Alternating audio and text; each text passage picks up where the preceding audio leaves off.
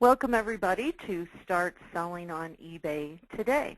This is a virtual online learning presentation and my name is Danna Crawford. Thank you everyone for joining us.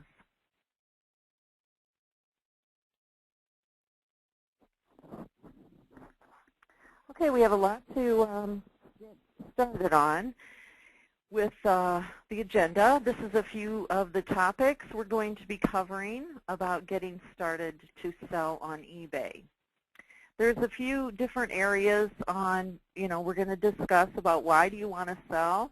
We're going to talk a little bit about choosing a name. I'll touch a bit on PayPal, finding items to sell, understanding the sell your item, shipping, and the different forms that are available on eBay. So let's get busy. First, why do you want to sell on eBay? Let's identify why do you want to sell on eBay. I think it's important to recognize the reasons you want to sell on eBay so that you will be able to set goals according to the reasons. The most common one is that people like to work from home and they want to leave their 9-to-5 job. I was working 3 jobs and I discovered eBay 13 years ago, and I was able to quit all 3 of my jobs and devote myself to working from home on eBay. So it's definitely possible. I'm not the only one. There's quite a few people doing it, and I have a lot of friends that make a living working from home, and they're able to put the family first. Another reason is that you're able to keep the family first. So if I'm scheduled to list items and all of a sudden I have a sick child or a sick grandmother or something comes up, I can drop everything and I can go attend to my family. And for me, this has been the biggest thing, is that I'm able to take care of my family and work from home. Some people choose eBay so they can help pay off debt. I know some people that just are working on paying off credit cards. They still work at their other job, and then they do their eBay income to just pay off credit cards, pay off houses, whatever. But the main thing is that once you recognize your reason for wanting to sell on eBay, then you are able to move forward on which direction to go. So where to start? Now, this is my little strategy that I have been actually doing for years. And what I always suggest to my moms, I work a lot with singles, stay-at-home, moms that want to stay at home, trying to make ends meet. And what I tell them to do is to start with 3 boxes. So you get 3 boxes, and 1 box, mark 1 box eBay, and 1 box garage sale, and then you have your box of stuff. You have one that's marked stuff. And what you do is you put that eBay box and that garage sale box right by your computer and grab your stuff box and then start taking a walk around your house. So what you do is you start with the rooms in your house. I can walk into anybody's home and I bet you I can find money in your house. Not literally money, but I can find objects that I can turn into cash. And everybody's got objects and things and stuff laying around the house. So I generally tell people to start with the toy boxes. You have children, you have toy boxes. There's items in that toy box that are worth money. There's items outside in the garden that are worth money. There's items hanging on the walls. There's items in your kitchen, in the silverware drawer. You could have a Cutco knife that's worth money. There could be items in your, all over your kitchen. There could be an old cake pan that you had that was your grandmother's that you forgot about that is actually worth money. And of course, walking through the house and putting items in your box, that's what your goal is. You're walking around and picking up items that you don't want anymore. So it's like, you know what, I'm looking at this jacket from my closet. It's a designer label. It's a good, clean jacket with no flaws. I don't want it. I'm going to put it in my stuff box. into the kitchen. I've got this coffee pot I'm not interested in. I don't use it. Okay, I'm going to put that in my stuff box. I'm going to grab these children's blocks, throw them, Raggedy Ann and Andy, they're going in my stuff box. These pots, these clay pots are going in my stuff box. There are shoes in my closet that I don't wear that are perfect, excellent condition. They're going in my stuff box. So now, I've got enough items in my stuff box to keep me busy for a while. So I'm going to head on over to my computer. The first thing you have to do is you have to join eBay. Now you can change your user ID every 30 days if you want to. I don't recommend doing that, but it can be done. So if you have an eBay ID right now you're not liking, don't worry about it. You can change it. If you're brand new to eBay and you haven't even created an eBay ID, you can change it, or you can start from the beginning. This is a good time to think about a direction you may be heading with your online marketing or your eBay selling. A name is worth 1,000 sales. Pick a name that will stick, that people will remember you by. Knowing what I know now, if I could do it all over again, I would have searched for domain names to match my name first. It makes life much easier. The ebook, by the way, that goes along with this presentation that everybody will be getting soon after the presentation, the ebook has direct links and for you to check out later. Meanwhile, once you have an eBay account, you are a member, you can check out the stuff that you have in your box. So that's why I wanted to point out that you can't research the stuff in your box until you have an eBay name. So now that you have your box of stuff sitting there, it's time to join eBay. So what you do, the first thing is to start researching. And it's time to start researching the items before listing them on eBay. So only people with eBay IDs can search completed listings. So you must have an eBay ID set up to research the items you have in the stuff in your box. So by doing this type of research, you can decide which items are worth putting on eBay and which items are not. The items that are not worth it, you can put them in the garage sale box. I used to price each item right then and there for my garage sale, and once I had enough boxes piled up, I knew when it would be time to have a garage sale because I'd have enough boxes. Everything would then be ready to go and all priced. Only need to pull them out and put them on a table. So everything was all priced and ready to go for my garage sale boxes. Meanwhile, the eBay boxes. So once I have the stuff in my eBay boxes, then it's time to get listing on eBay. So here's how we determine. As an eBay member, the first thing we do is go log in to eBay. So I'm going to go to a live demo, and I'm going to go to ebay.com. Now, the search bar is located on every page of eBay. You can see ebay.com has a search bar. This is a search bar. And if you type in something in that search bar, that's the perfect way to search for items that you want to purchase right now. But it's not the way to research items. The way to research items that we're going to look at in our stuff box, we're going to click on Advanced Search, and that is right to the right of the search bar. So when you click on Advanced Search, it brings you to this other search page. And now what we're going to do is we're going to put in a few words from the items that we have in our box. So the key to remember with doing your completed listing search is we're not going to use a bunch of words. You don't need a ton of words. You don't need and the and but and all of these words. We're going to put in some simple words. So right now, as I was looking through my kitchen, I found a a coffee mug from Starbucks. So I'm going to put in Starbucks coffee mug. And I'm just going to try that. I could put cup, but for this search, I'm going to try mug. And then I'm going to go down to the bottom, and now I'm going to click on completed listings. That's located in the lower part under search including.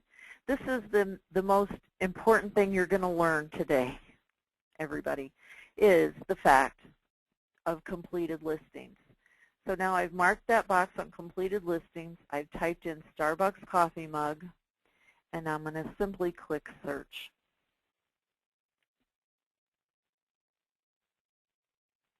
Now this result is showing me that six people have actually sold, or they've had listed, pardon me, they've not sold. Right now it's showing me that whoa, my computer's going crazy. It's showing me 6 results found for Starbucks coffee mug. And they're even making a suggestion. They're saying Starbucks coffee. Did I spell it wrong? I did. Well, 6 people spelled it wrong. So there's another lesson learned. So these 6 people, now what I can do is I can go down and notice that these 6 people, red means that their item did not sell. You'll notice to the right of the screen, if it's in red, it means it did not sell. And then we scroll down, and if it's in green, it means that it did sell. So there were 6 people that misspelled coffee. This is interesting. And one person sold theirs for $4.95. This is a Starbucks,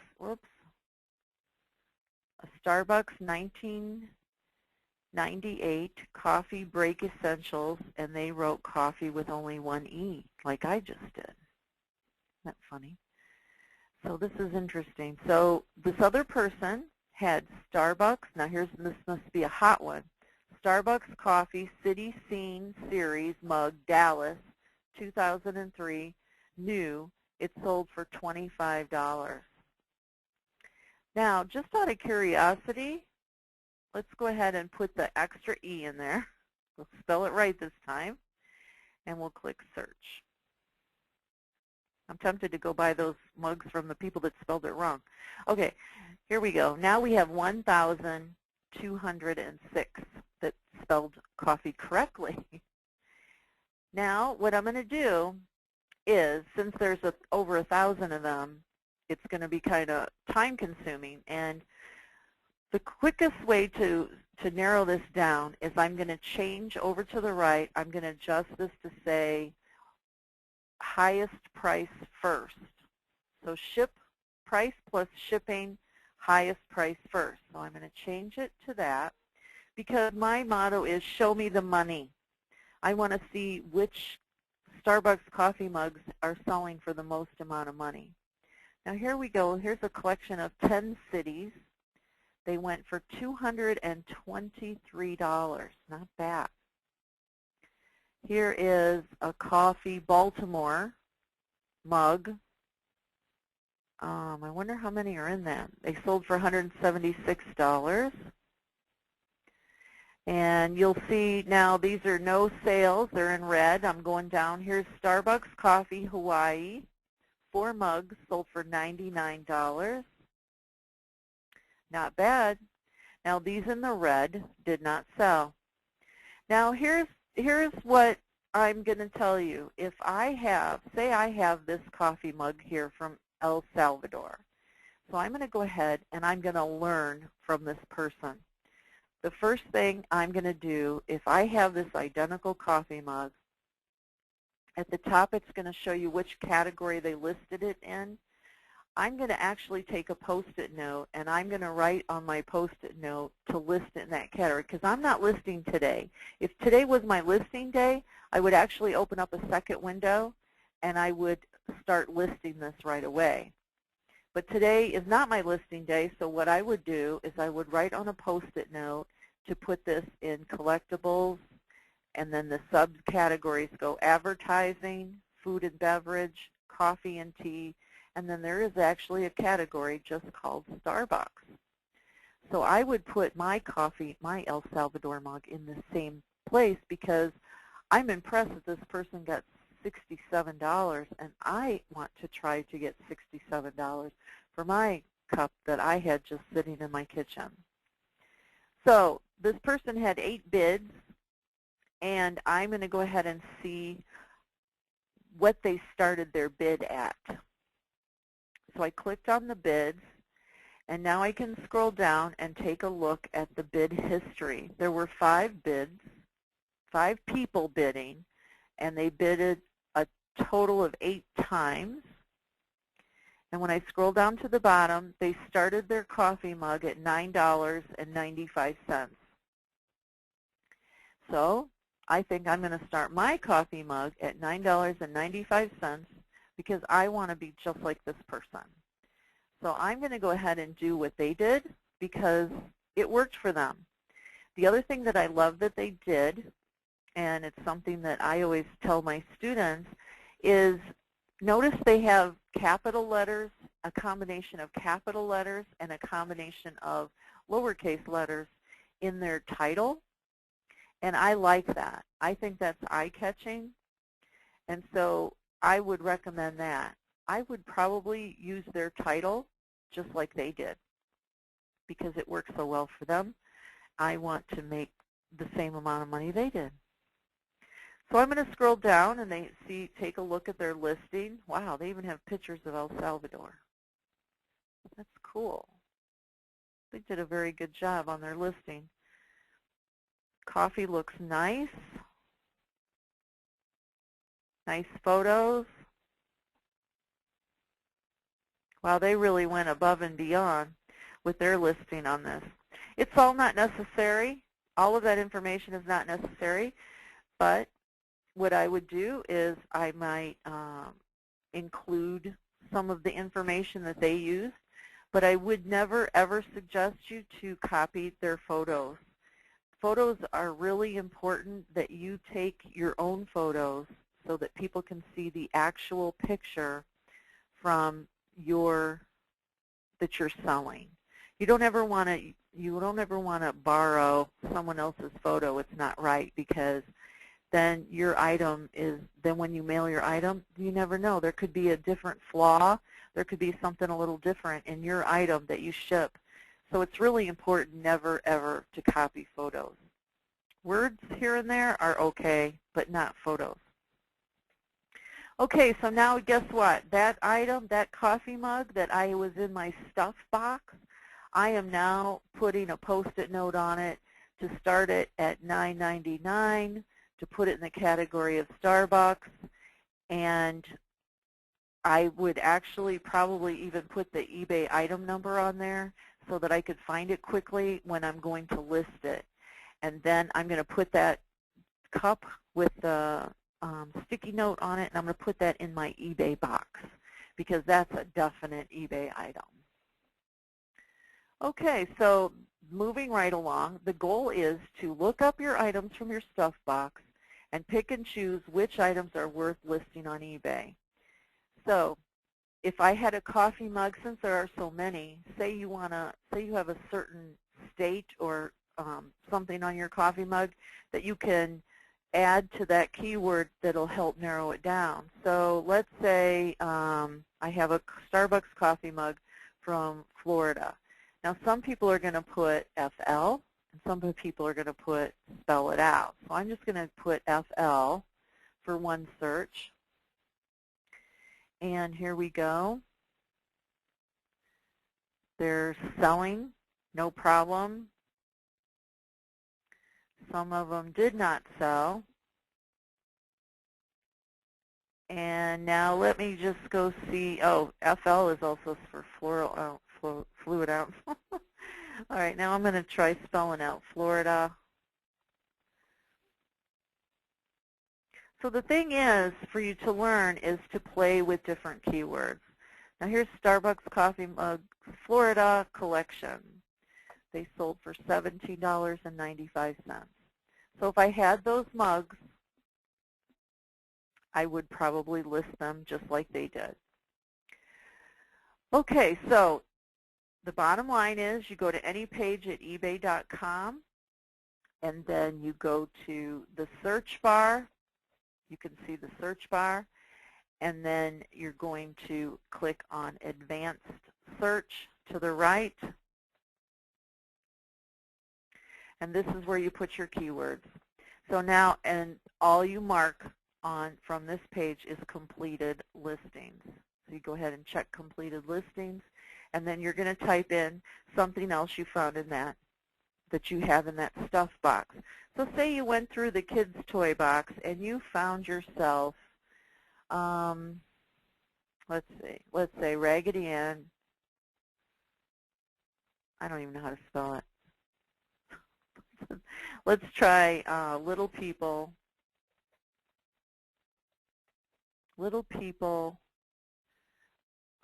Farmer. Say I found a Little People Farmer. Click search. 121 Little People Farmer. Now again, this means that 121 people had in their title Little People Farmer. And I'm going to scroll down, and I've still got my settings up where it's highest price first. People were selling their Fisher Price, their Little People Farms, their farmers. This person sold a box lot of people with the car and the table for $19.85. Some of them did not sell, but you notice their prices are high. They started their prices a little high. Shipping is $14, and that system didn't work for them. This system did not work for them.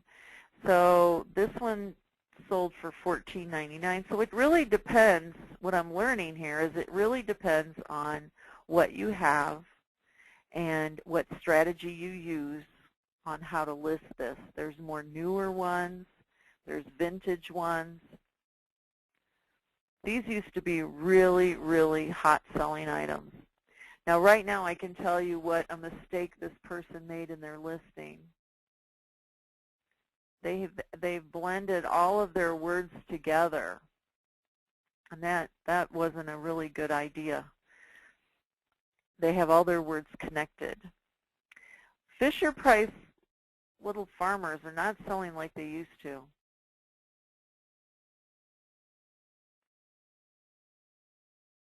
But they are selling. Some are selling, some are not.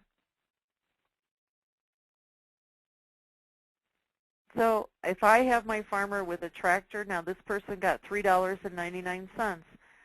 I might just go ahead and do what they did and put my farmer and the tractor on together and see what happens.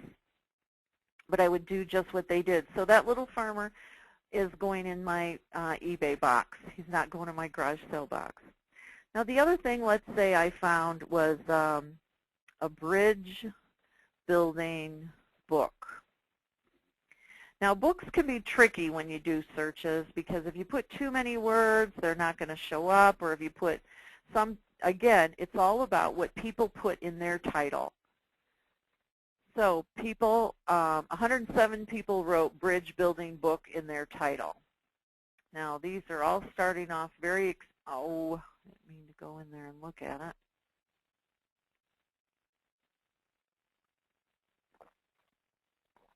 Here we go.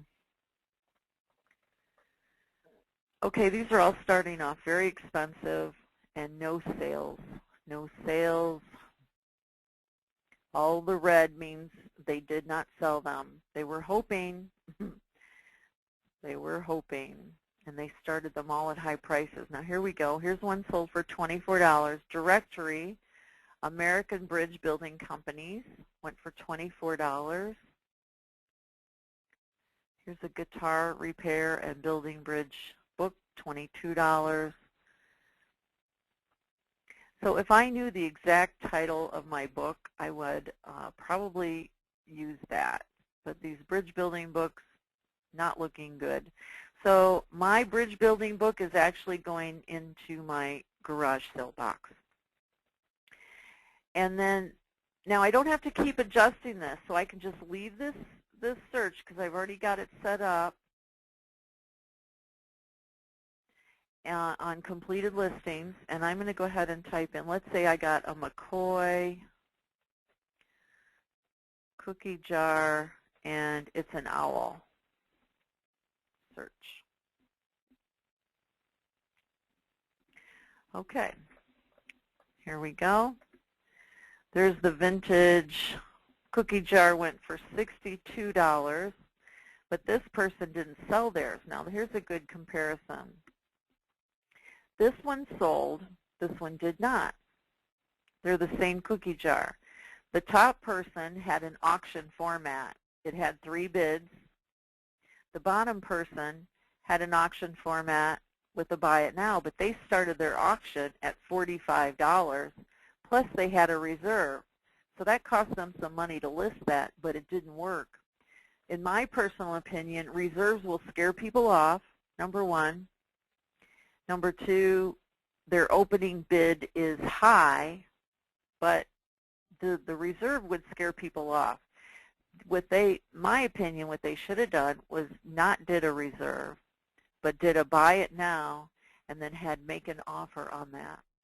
So out of curiosity, let's pretend that we have this same cookie jar. And I'm going to go ahead and look at the successful person that had 3 bids. They've got free shipping. That's a big plus. There's an actual category for McCoy pottery. And let's go ahead and look at their bids.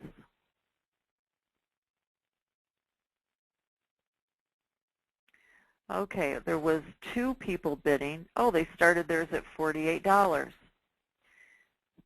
Now, the other person that started theirs at, what was it? Let's go back. They started theirs at $45. But, again, they had a reserve, and it obviously scared people off. So that's a very good example. These other McCoy owls are not doing too good. Okay, here's one went for 26, 25. Here's one went for $9.99. So you'd have to just make a decision. If some went and some did not, some sold, take a few moments and take a look at how did they set theirs up. Could it be theirs didn't sell because they had a crack in it, a chip in it? Was there something wrong with it? You know, you have to keep all of these things into consideration as well when you're looking at completed listings. So I hope that you have the basic idea. There is also eBay's completed listing system will let you go back 10 days, and that's as far back as it goes. If you are going to be listing a lot of items, or if you have a lot of items that you're going to be researching, I suggest you join TerraPeak. TerraPeak is a website that does charge a monthly fee. I think it's about $25 a month to belong to TerraPeak. So I don't generally recommend this to people unless they're going to be serious eBay sellers and you're going to be selling all kinds of things. Like I'm what I call a treasure hunt seller, and I sell everything. So then I need TerraPeak. And the reason is I can go back in TerraPeak to 90 days. Also in the ebook that's provided, there is a direct link with information to TerraPeak, and that does contain my referral code. So please, if you're thinking about trying TerraPeak, please use my link. Okay, so I'm going to go back 90 days. So let's say I'm going to go ahead and look at that Starbucks mug.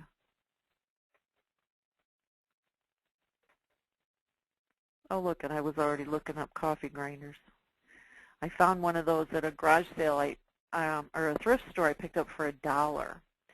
Let's go ahead, and that's why I was looking that up. I picked mine up for $1, and I sold it for a few bucks. Okay, so Starbucks coffee grinder. It's going back 90 days Terapeak is going to go ahead and research it for me. And then now it's going to show me the highest one sold for $177. That's an espresso. I'm going to scroll down. I'm not a chart girl. If you like charts, you'll love Terapeak because they have all kinds of charts, but I don't like charts. So I scroll down to the bottom, and then I want to start with the highest price first. So here's one that sold for $70, but I could notice again the yeses, and in the greens, it shows me all of those that sold. Wow, they all sell. Every single one of these have sold. Starbucks coffee grinders are hot. This is the one that I sold, and I paid $1 for it at a thrift store. This guy got $36 for his. I believe mine went for 20-something, 29. But anyhow, it was a good find, and I only paid $1 for it. So if you're out and about, you might want to keep an eye out for Starbucks coffee grinders and Starbucks coffee mugs, obviously. So you learned something else today about Starbucks. But like I said, Terapeak is not for everybody. If you're going to be a serious person and you are going to want to spend the extra money, it breaks it down for you on the average price, the average shipping, how many listings, and the sell-through percent. And I can look right now and tell you that sell-through percent is 78.95%, which is extremely good odds of having a successful sale. So bottom line is completed listings, and now you can see the importance of, so many people say, well, I checked eBay and there were all kinds of them listed. So people think that because there's so many listed, that means that their item is good, and it's not what it's all about. So just out of curiosity, I'm going to copy this McCoy cookie jar owl, and we saw the history on it. It's like iffy, but I'm going to go ahead and look at the current listings on the McCoy cookie jar.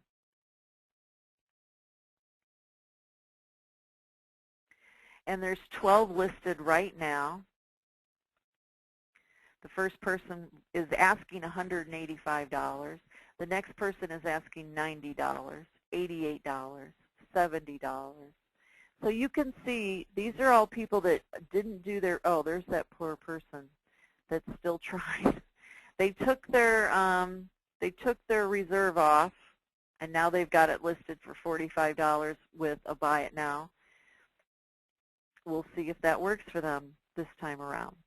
But my point is, if I had this McCoy cookie jar and if I didn't know how to look in completed listings, I might think, wow, my cookie jar is worth a lot of money, when in fact it might not be worth as much because of what the completed listings and the market value has showed me.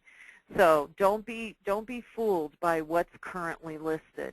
Just because you see that woodsy owl listed right now for $185 does not mean that that person's going to get that, and it does not mean that yours is going to be that valuable. Okay, so if you don't learn a thing from me today, this is the most important thing that you can learn. Research. Okay, it's time to jump in. I am well known for a jump-in kind of gal, and I'm very proud to be a jump-in kind of gal, and I want to encourage everybody that is brand new to eBay to be that jump-in kind of person too. It's time to jump in, take a leap, and start selling on eBay. Now you notice when we were at eBay, on the top right corner of every page, now that you're a member of eBay, you will notice it says My eBay, Sell, Community, Contact Us, and Help. This is located on every page. So it's so easy to jump in and get started. In fact, when we get done tonight, you could probably go list something that way as well. So just go ahead and click on Sell, and then the drop-down box will come up, and you can click on Sell an Item. Now, I wanted to, sometimes you may get an alert from eBay asking you to confirm your identity. If this takes place, only know it shows you that eBay is taking that extra step to protect all of our accounts. It's painless, it only takes a few moments, and confirmed by email or by phone. This does not happen always, but I wanted to mention it so that you would not be surprised if it did take place. So my goal today was to not only do, the completed listings with you, but I wanted to show you some forms and things that can come up as obstacles when you're trying to sell on eBay, when you're getting started. And now you'll become a little bit more familiar with these forms and things that can come up so that you don't get freaked out or whatever, panicked as you're moving along. So now you know. This is a common thing. Whenever I have someone, a private class at my home, in my home office, it never fails. We have to confirm identities because eBay is protecting us. eBay has our computers protected where they monitor who's logging in and out of eBay from what computer. So if there's a bunch of different eBay accounts logging in and out of a computer at my home, definitely the identity requirement will come up. So it's common.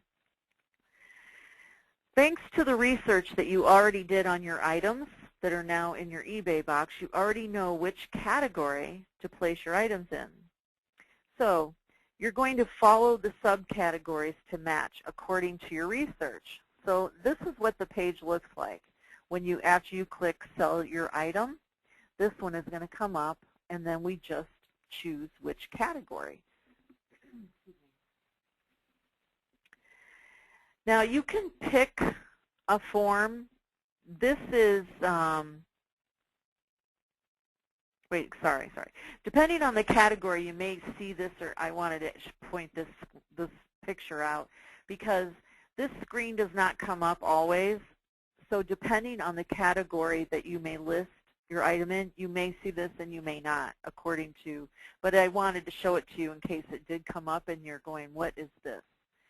So this would allow you, if you had like, say you're selling shoes and you have a bunch of different colors and you have a bunch of different sizes, then you would want to use this multiple variations of this item. And this is a great, great tool. It's pretty new. It's with eBay, and it's awesome. But if you're only listing one item, you're not going to need this. So you can actually check the box saying, don't ask me this question again, so that you don't have to keep seeing this every time you're going to list something on eBay. Okay, I suggest learning from the start the eBay listing form. If you jumped in, then you may as well learn how to do it the same way every time if you're in this for the long haul and want more listing choices. If you have no desire to make a career of this and you will only be listing it once in a blue moon, then you may want to go ahead and use the simple form. You can change your mind later, but my suggestion is to click continue show me this again and go on with the first choice. At this point, I would like to refer you to a presentation that I've already done about listing an item on eBay. So please refer to part 2 to this view, and then you can view the live step-by-step item that I did list an item on eBay, which I've done already. And you can follow along on that to learn more details. The great thing about that other part 2 presentation that you'll be able to watch in your leisure at another day, you can pause it. So you can be listing your item and you can pause it and then watch it and follow along how I list an item, because I go through a real listing step by step. But for now, I wanted to focus on basics to get you on the road to selling. So we will move on, and you can come back later to watch part 2, either the DVD or the video or the message board. Okay, so next up, I wanted to point this out as well, keeping in mind that so many times I've seen different forms and different styles of people logging in to sell something on eBay. The style I show you to jump it will, or eBay will alert you to what you're missing as you go along. So I feel it works great to let eBay tell you what they need rather than getting frustrated if you don't have all the info loaded. So take your time, and if eBay asks you to update your automatic payment, then take care of this. You will only need to do this once.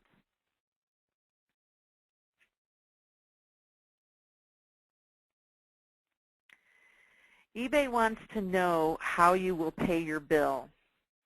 I like mine set up to use PayPal, but if you don't have an account set up with them, then if you pick it, you will have to set that up, or just go with a credit card and you can come back and change this at any time. So this is something that when you've clicked on sell your item and you're going through the procedure, you're going to be asked to adjust this accordingly, because eBay wants to know how you're going to pay them.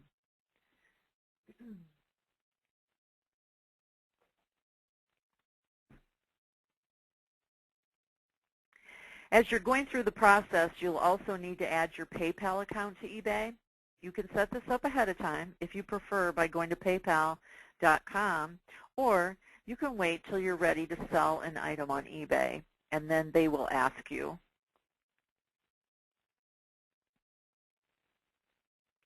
You may see this screen, and it is quite easy to add your bank routing number and account number. Follow the simple process. This is another way eBay keeps us safe, because fraudsters will not want to give this information.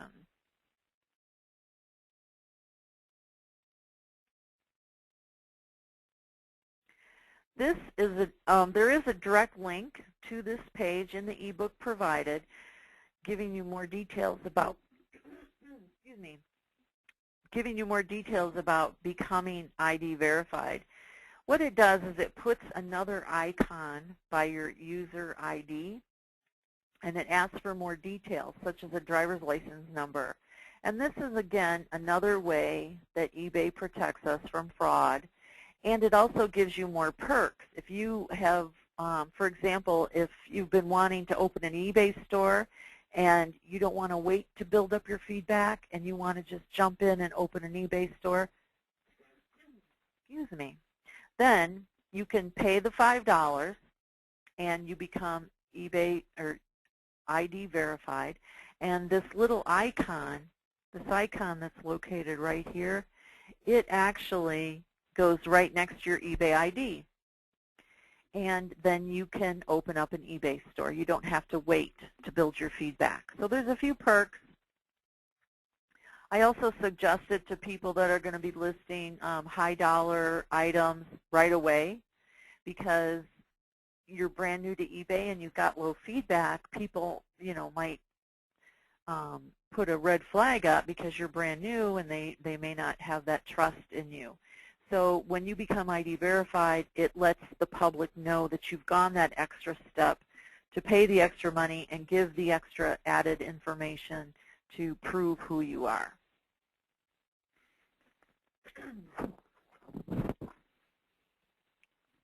There are some items that are restricted from being sold on eBay. If you list an item that is not allowed, you will get a strike on your account if eBay has to remove the listing. And after 3 strikes, your account could be suspended. So pay attention. If you have an item in question, you should check the list first. There is a direct link to this page in the ebook to help you find it fast and familiarize yourself with the procedures, especially the recalled items area.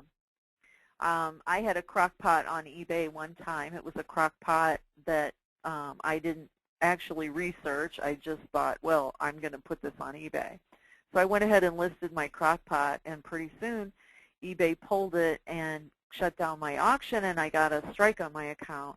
And here the crock pot was on the recalled list. So there was something electrically wrong with the cord or something. So it was a recalled item, and it wasn't allowed to be sold on eBay. So I got a strike on my account. And I didn't get thrown out or anything because I didn't get any more strikes, but the point is I would have avoided that had I paid attention to the listing. So I think that a lot of brand new people don't get introduced to this, and this is why I feel that it's important to introduce you to this, because so many people don't even realize this area exists. So this will give you a good ground to check things out and educate yourself, because that's what it's all about, is education.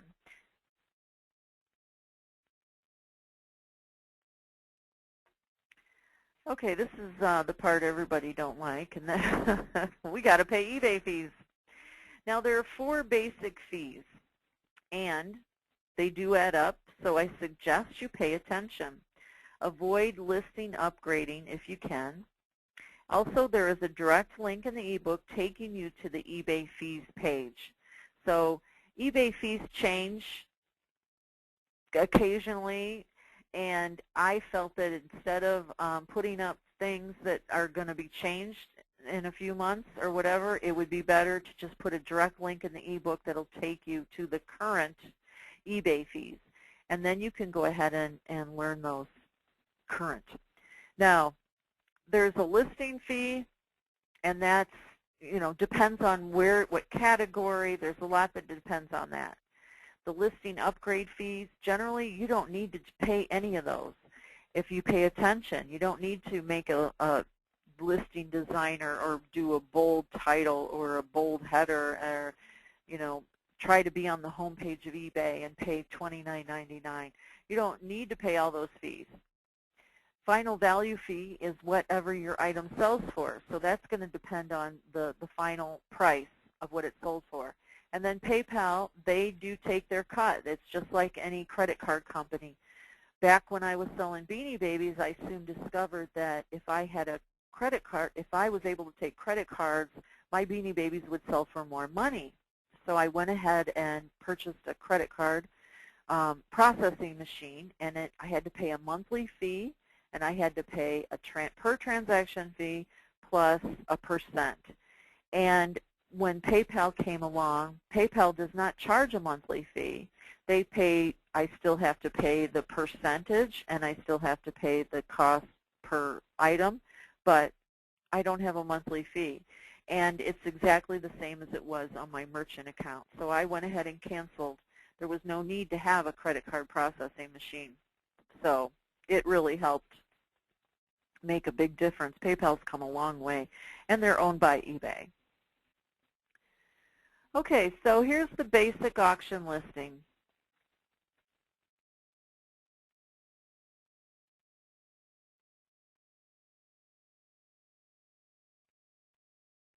So you can see you can actually get started on eBay and not pay anything and list for 30 days because you don't have to pay an insertion fee.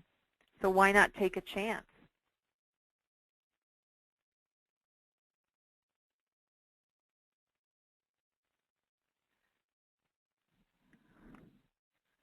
That'll just give you an idea. And then the final value fee. Again, it depends on what your item sells for. If the item doesn't sell, you don't have to pay.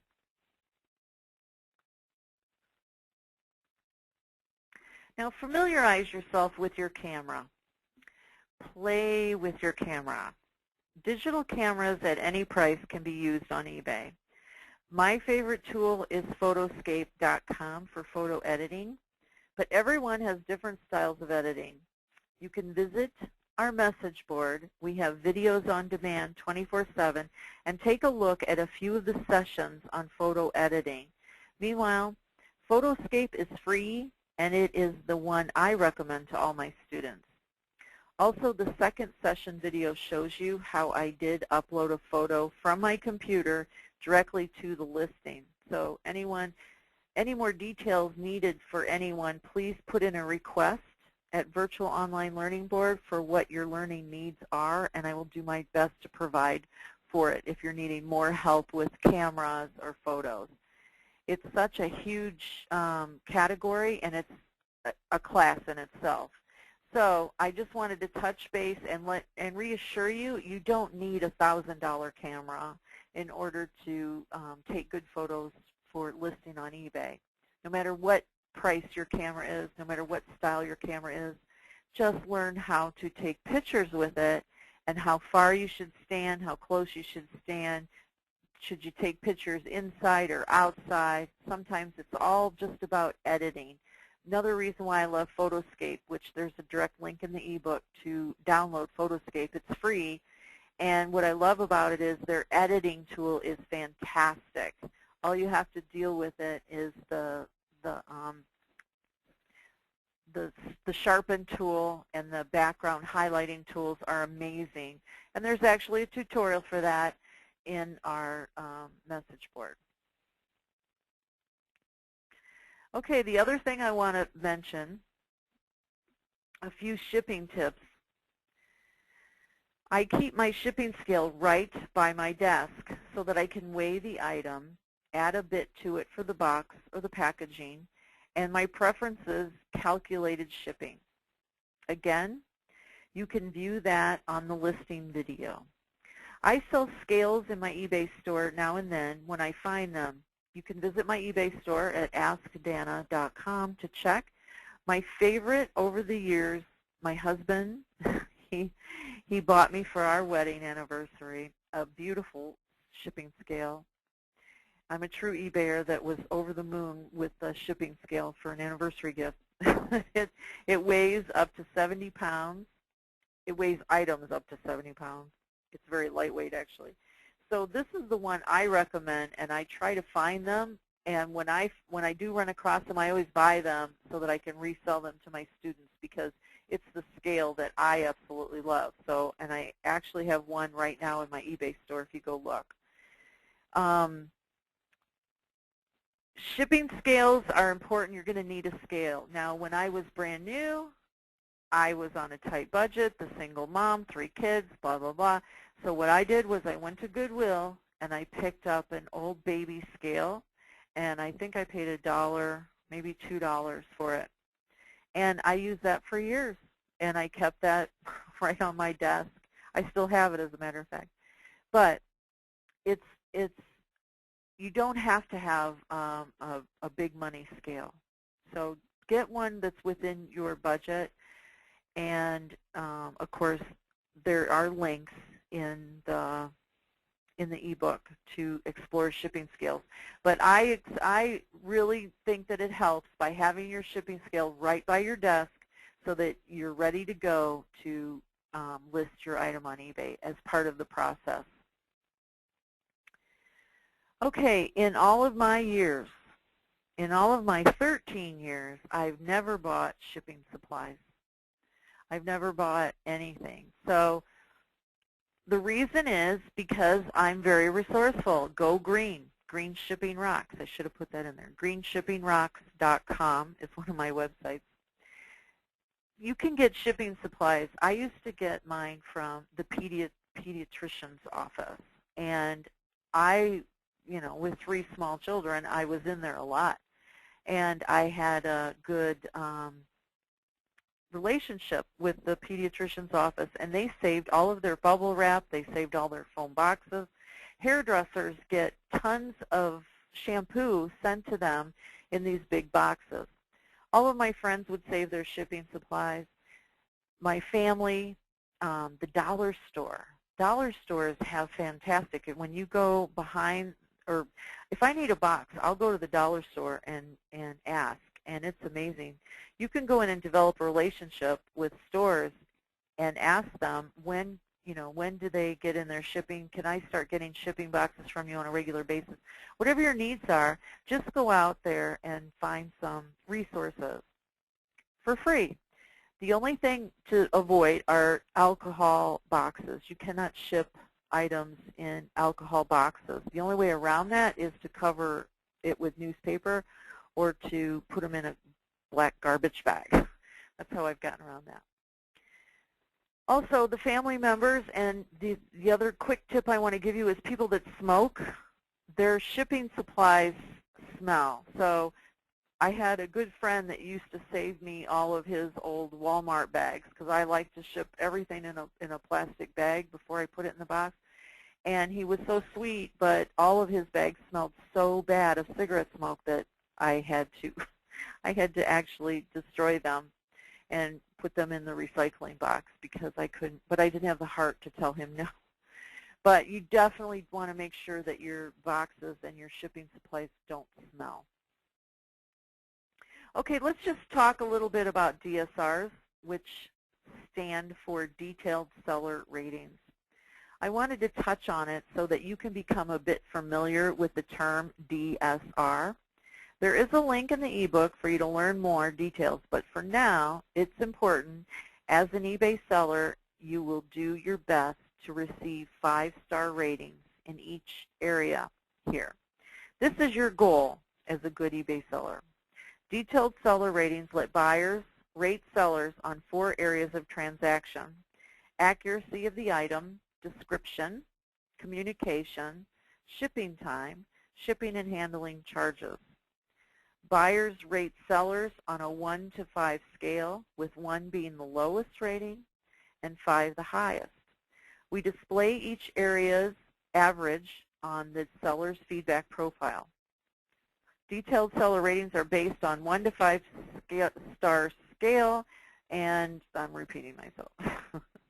But I just wanted to mention it casually because this is something that people overlook when they're brand new to eBay, and I just wanted to put it out there for you so you'll understand it when it comes up. And these are the stars. This is why it's so important. If you bought anything from anybody on eBay, please go leave those people 5 stars if they deserve it.